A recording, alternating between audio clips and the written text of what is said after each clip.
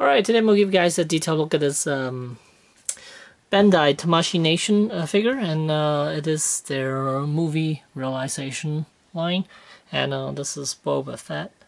And there's the box. It's one of those that looks like a samurai-inspired type of it's Ronin Boba Fett. And yeah, here's the box. So let's open them up and let's take a look at the figure. Alright, before I take it out, I just want to show you guys how this thing is packaged. It's got one of those clear plastic clamp on top, and in here you see the figure, the blast, the rifle, and then the sword in the sheath, and then a bunch of daggers, and then his jetpack, and a good amount of hands. So let's get him off, get him out of the box. Alright, and here we have the figure outside of packaging, and with most of the accessories on him. All I have left are a couple of hands. So let's take a look at the figure itself. Wow, you see a lot of stuff going on with this Boba, and he does look like a samurai, a Ronin. And as far as his height, he stands about 7 inches in height. And there's the front of him. And here's a side view of him.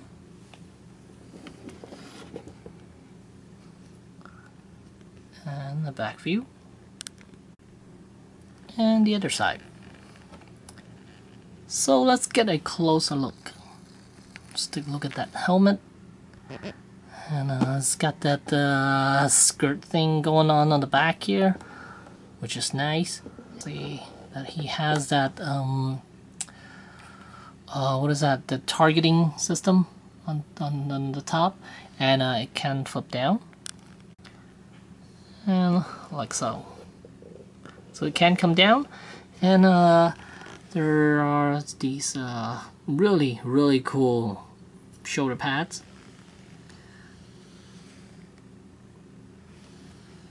And then, oh, he's still got that insignia on his chest.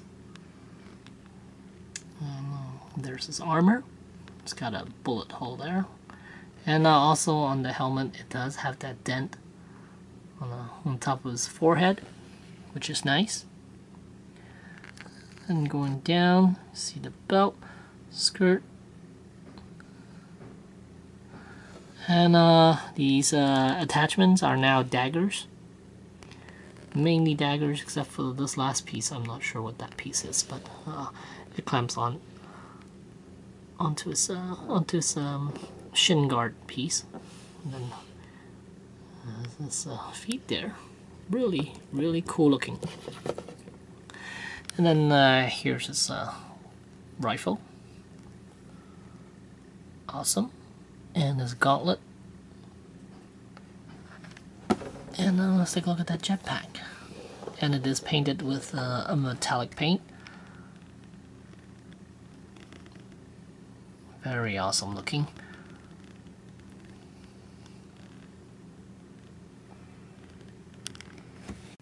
Okay, and the boosters are on a ball joint, so you can move them around. And the tip can come off. The little rocket on top. It is detachable. And as far as articulation, there are some limitations due to the armor. You can see this is how far he can look up because of the skirt piece behind his head. And then he could look down quite a bit, and you can see there's a neck collar piece, and also the another I'm not sure what that teal color flap is called, but there it is. So he does have a ball jointed head, and then base of the neck there's another ball joint. And the scarf piece is actually attached to the shoulder piece. Basically the shoulder pad is on a ball joint attached to the shoulder, and this cloth piece is this cape piece is attached to the shoulder pad. And same with the dread. That's also attached to the shoulder piece. And here you can see the arm is Inside the chest cavity, there's a ball joint there, and then the shoulder itself is on a ball hinge, and then he has double jointed elbows and ball hinge wrists. And here you can see he has a ball jointed waist. It's almost about to pop off of the socket there. And then the hips, it's covered by the skirt. Let me show you guys. Here you can see there's the ball joint right there. And then there's also a hinge joint down here. And the hips are on a ball joint. And then also a swivel joint for the thigh. And then we have double jointed knees and then ball hinge ankles. And no toes articulation. And he is quite hard to pose because, again, due to the armor, the Ronin armor, it does hinder a lot. Even though a lot of pieces can shift, like the shoulder pads is on a ball joint, so it can shift around.